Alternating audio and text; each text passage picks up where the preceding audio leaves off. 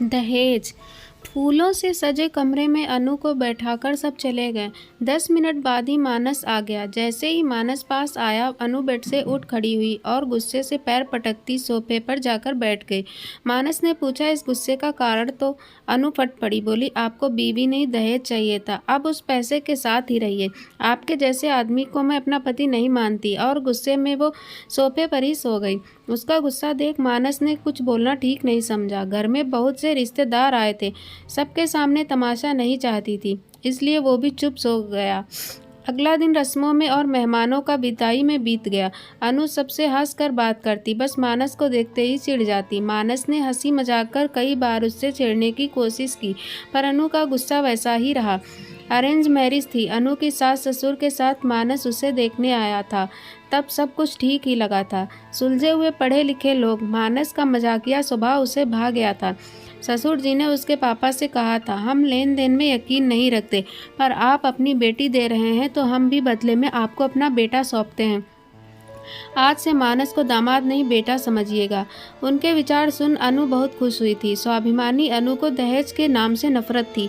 2 महीने की सगाई में मानस के व्यवहार से कभी नहीं लगा कि वो लालची होगा। शादी से 1 हफ्ते पहले अनु की मम्मी की तबीयत खराब हो गई।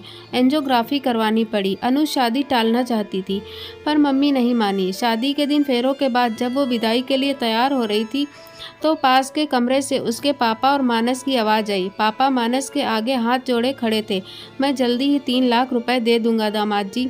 मानस ने उनके हाथ पकड़ लिए और कहा, ये सब बातें हम बाद में करेंगे पापा, आप विदाई की तैयारी करें और अनु को इस बारे में कुछ न बताएं।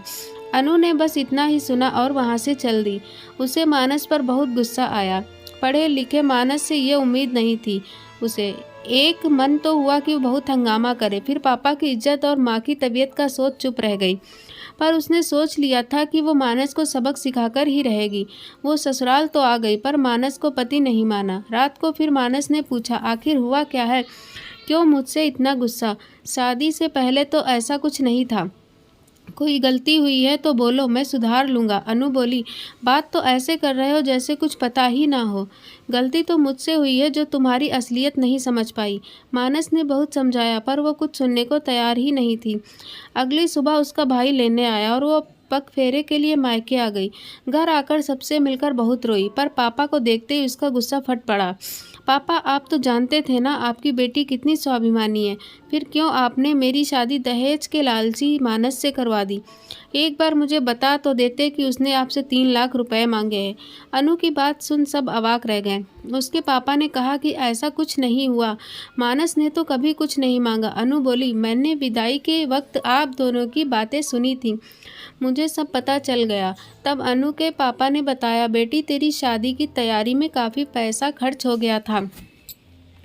ऐसे में तेरी माँ के इलाज के लिए 3 लाख कैश चाहिए था। मैं लोन लेने की सोच रहा था। तभी मानस ने कहा कि वो हॉस्पिटल का सारा खर्च उठाएगा, आखिर वो उसकी भी माँ है। मैंने उससे कहा कि मैं थोड़े थोड़े करके पैसे लौटा दूंगा, पर वो नहीं माना। बोला, अब उन पैसों के बारे में कोई बात नहीं होगी, और तुझे ये सब बताने को भी मना किया। वो नहीं चाहता था कि तेरे मन पर किसी तरह का बोझ हो। ये सब सुनकर अनु रो पड़ी। 2 दिन वो मानस को दहेज के लिए भला बुरा कहती रही, पर मानस सब कुछ सहन करता रहा। कितनी ऊंची सोच थी मानस की। शाम को मानस उसे लेने आया तो वो उसके साथ घर आ गई। रात को मानस रूम में आया तो अनु बेड पर ही बैठी रही। मानस बोला, आज सोफे पर नहीं सोना क्या? अनु बोली, नहीं। मानस ने फिर पूछा, तो क्या आज मुझे सोफे पर सुलाने का इरादा है? अनु ने उसे सारी बात बताई और अपनी गलती के लिए माफ़ी भी मांगी। मानस ने उसे गले लगा लिया और शरारत से पूछा, तो फिर आज सोफा खाली ही रहेगा? दोनों खिलखिला दिए। आशा करती हूँ कहानी पसंद आई होगी। जय हिंद दोस्तों।